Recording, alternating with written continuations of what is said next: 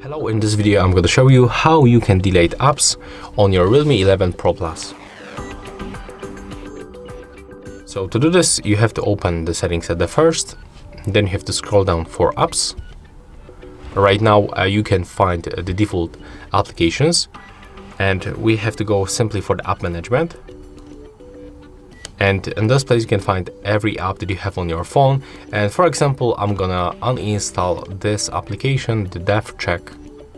So click uninstall, click OK, and as you can see right now it disappears and we simply get rid of that. And there's also some applications that you cannot remove. That's for example the clock.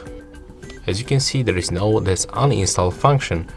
So it means that all default applications you basically cannot remove from this phone.